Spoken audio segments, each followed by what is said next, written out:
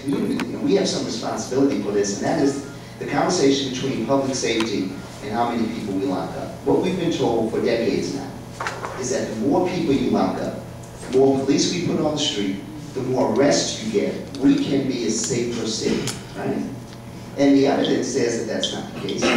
We don't need experts to tell us that. I think common sense, we get home from work or school, and we turn on the television, and we still see real criminals making us unsafe and making us feel unsafe, even though we've been locking up thousands and thousands of people. And so I think as we have this conversation and we all grow in this shared learning environment, it's important to question the notion that if we're going to have a larger jail, if people make the argument that we need more beds, is that going to make us safer? And the evidence says that that is not the case. And I just wanted to add on to your comment. Thank you for that. So what should be the next step for us that are here? Like, how should we respond to even the information that you're giving us? You mentioned the meeting, but I may not be able to come to a 2 o'clock meeting. I don't get off till 5. What are some action items that I can take as a resident who is concerned about this issue?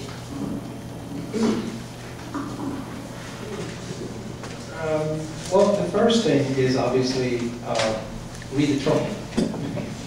Why? Because there's an explanation in the trumpet. I remember we had them in the old jail tonight, trumpet pieces. Yeah, that one has a lot more detail than this month's edition. This month's edition is basically a plain language conversation of the issues we're looking at today.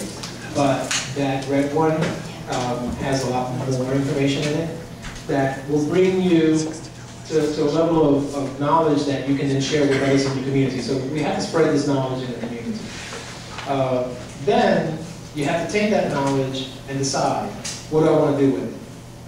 What do I want in this community, right? Do I want to keep letting it pass and let my elected officials spend the money as they wish? Or do I want to go in and talk to my city councilman, talk to my sheriff, talk to my DA, because I elected these people, and say, I want you to listen to what's going on in the work group. I want you to work with these people. We want this in our community. We don't buy that 3,000 or 5,000 keeps us safe. We want something more concrete. We want more evidence. We want more data. We like to have a good conversation about this and hear what we have to say. That doesn't begin by itself. You have to push for that. You have to ask for that. One of the things about this work group being created, it has its seeds in the community asking for more information. There's a gentleman from City Hall right there who's saying, yes, that's exactly what happened. Is that correct? It was because the community justice advocate said, don't let the sheriff build that. And the city council and the mayor all stopped and said, let's evaluate this. That's why this is happening. But the only reason they did that is because they felt empowered by the community. So we need to grow this. We need to create a movement around what we want in this community. And the jail has to be the centerpiece of the conversation. I know there's an education piece like you talked about, but this jail piece needs to get our attention just as much as education.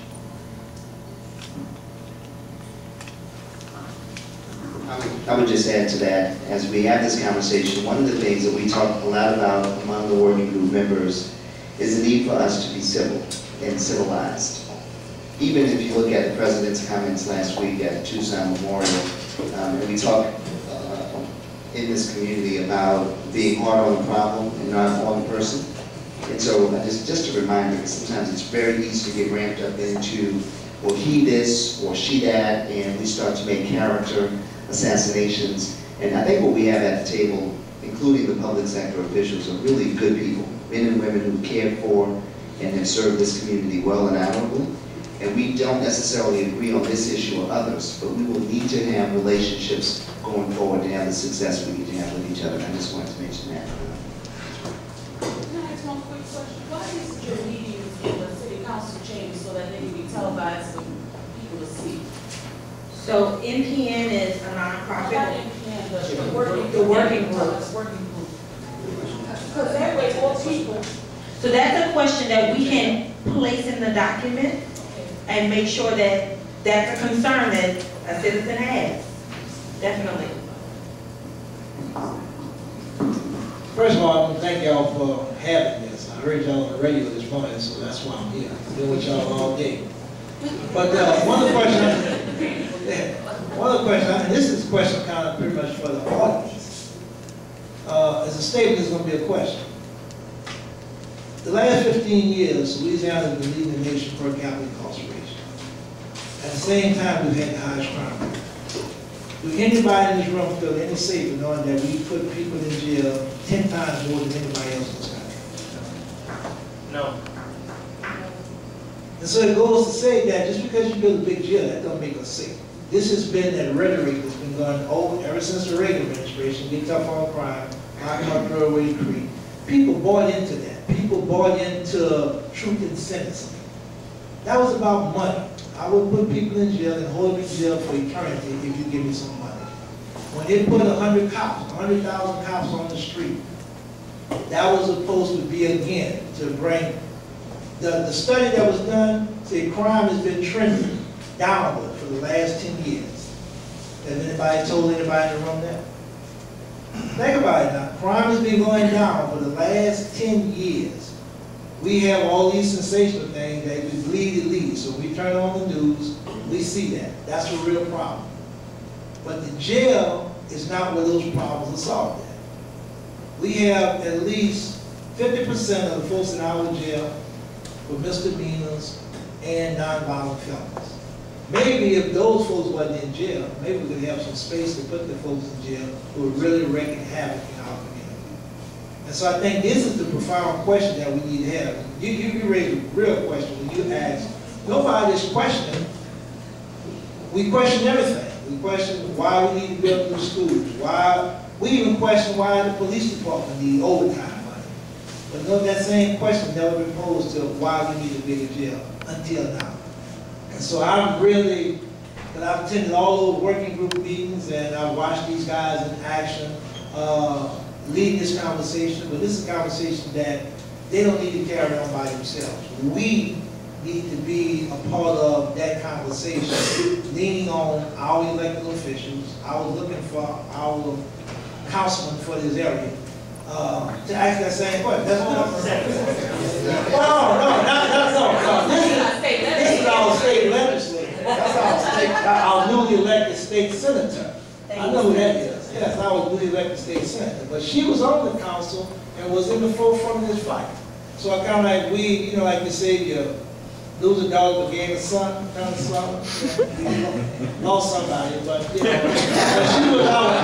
she was our ally on the council. Right now, we wouldn't have to be questioning about what that vote would be coming out of this district about this issue, because she's passionate about it, always been. And I wish if you're not doing nothing on February the 3rd to come lend your voice to this conversation. But this is what we're trying to build. We're trying to build a movement around why our folks and why folks, people of color, winding up in this jail. And if we keep building this process the way it's been going, it's going to be the same thing years to come. I think the best thing happened for us in this post-Katrina world was the accountability piece that Flozell mentioned, that the council took on about best practices around policing, best practices around housing, best practices around everything that we do. And so we're now at the crossroads having this best practice conversation about the jail. The thing is, this is the elephant in the room. You know, it's easy to recognize but hard to describe. And so I think this is what Timberland and NPN is trying to do, is help everybody else in the community get a better understanding about what we're trying to do. I know we got 1, we got 2, we got 3, 4, 5. Remember your number. I'd just like somebody to speak to the actual funding component of this, because that's our tax dollars are going to have to pay for this jail. And like Ms. Hester said, there's a direct correlation between the education system being broken and the jails being full. And so our tax dollars being spent for these jails, and depending on the amount that we're spending for jails, that's the less money that we have to go to other programs that could prevent those jails from being filled. So can someone speak to what we're looking at financially for the type of jail the sheriff wants to build versus what the working group is recommending? Here's the critical thing to watch on the money side. In the past, sheriffs have been paid by the state and the city for how many bodies are in the jail. It's like a hotel, or it's like an airplane. If a bed's empty or if the seat's empty, you don't make any money. It appears to me certain that in the city budget for 2012, the city jail is going to become a line item in the city budget, not this separate thing that's funded. The technical word is per diem, per day. That's about to go away. And that changes the whole conversation.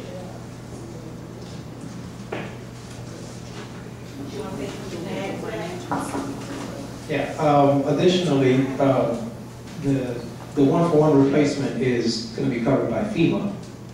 So the construction will be covered. Operation-wise, we don't have a formula for what they will look like, because right now we can only go with the existing per diem system, which is $22 and some change per person per day. And so what the sheriff does is calculates the number of people that he has who are city incarcerated people, who are approximately about 1,700 people right now. If you didn't hear that, we have 33,000 something people in the city jail. We have only 1,700 or so who are actually city incarcerated people. And so he estimates on that number and gives the city council his budget request based on that number multiplied by 23 and some change for 365 days per person. So roughly 1,700 people times 23 and some change times 365 days gives you your city cost to the jail.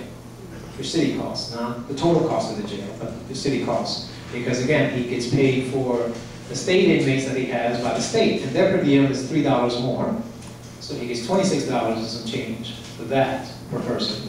And they have some federal inmates, and they have a per diem too. I'm not sure what the rate is for that. So we don't know the total question to the operation cost, because the city only sees the request for the city part. Okay? Just so you understand. We don't know the total operation cost of the sheriff. Should we know the total operation? Sure, it's public information. We can request it.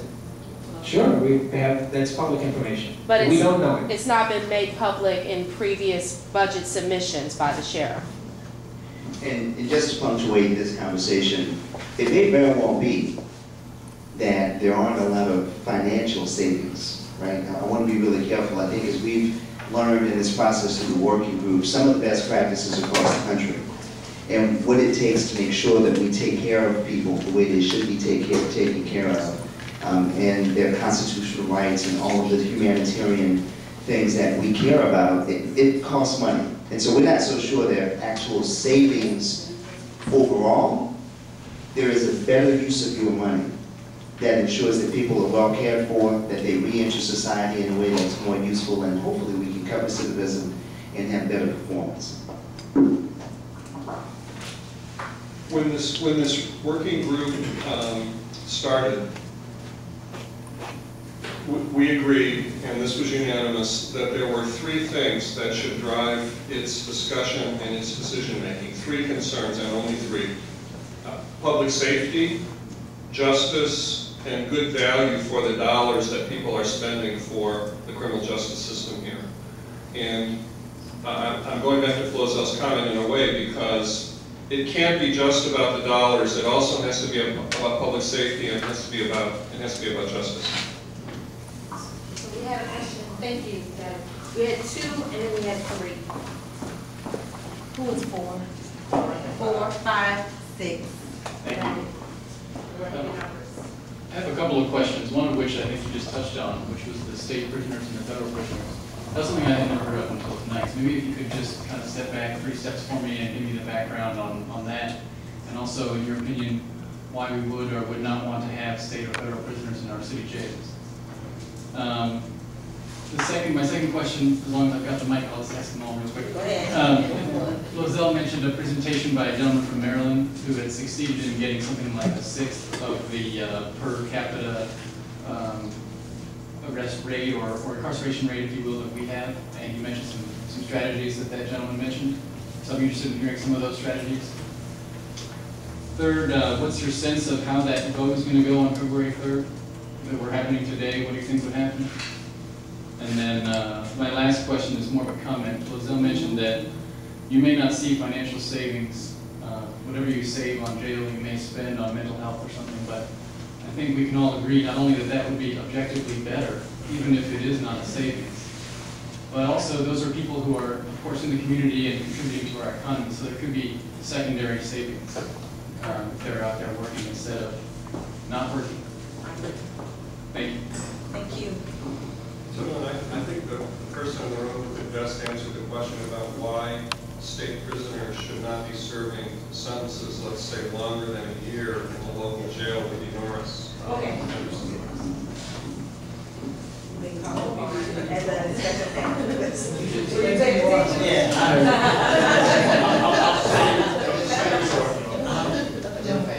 heard. Oh, yeah, my name is Norris Simpson. I'm the executive director of Goretti. I was trying to be incognito just now.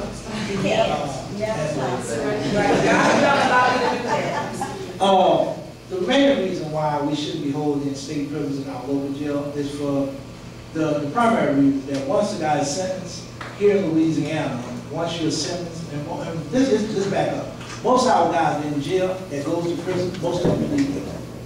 So once they plead guilty, procedurally, we have 2 years after you plead guilty under Code of Criminal Procedure 930.8 to seek redress of your conviction. You can challenge your conviction after 2 years. The local jail, one, don't have a loan library. That's first and foremost. So you're being denied access to the court. So if you can't file something, a petition in court after your 2 years has elapsed, if you got 10 years, you're going to do those 2 years. I mean, you can find out something wrong with it the day after. If those 2 years are elapsed, you'll never get the opportunity to get back in court. And so we have these standing populations sitting inside these, not just Orleans Parish, but across the state, that are sitting in these local jails, don't have adequate access to court. And by the time the guy gets to the institution that he needs to get sent to, by the time he tries to seek some legal help from the inmate councils or the jailhouse lawyers that's in the jail, well, he's already been time on. And so the greatest impediment, and that's the state-created impediment, and what God's going to start doing eventually is start suing, and so we incur another liability by, you are the reason that I'm still sitting in jail. Norris, what about education, rehabilitation, treatment? In Louisiana, again, under Article Code of Criminal Procedure 828, we have what in Louisiana is called a rehabilitation statute. That means that you should be rehabilitated as promptly as practical. Meaning given the opportunity to go to school, seek some type of vocational training, or even just full-blown recreation, period. Once you are stuck in the jail, well, the resources for the jail, you're not moving because you're in a 9-by-6 cell. You're not like you coming out going to a classroom to go to school or to further your education. One of the things is that, although the sheriff is proposing to do something about that, depends on the length of time you have as a state prisoner, you're not eligible for anything. Because if you got more than 3 years left on your sentence, you're not eligible for work release. So if the sheriff puts somebody in a work release program that has more than 3 years, the city becomes liable. Because if that person does something, run away, happen to do something, well, that's the liability that the city incurs. So there's a whole bunch of reasons, but the first and foremost reason is that you're inhibiting or prohibiting this guy from seeking redress from, because most guys go to jail, even if they're not guilty, to get out of that jail, I'm going to plead guilty so I can move forward, so I can kind of like get out of this situation a lot quicker. They don't have legal representation. Because they don't have legal representation. Legal representation that in the jail is that they have one guy bring a criminal code around the tail. Because Heston's already spoke about the academic level of the folks in this city. So sticking the law book in the guy's hand who may be reading at 3rd or 4th grade level, you know, and then doing that, there's no representation. And on post-conviction,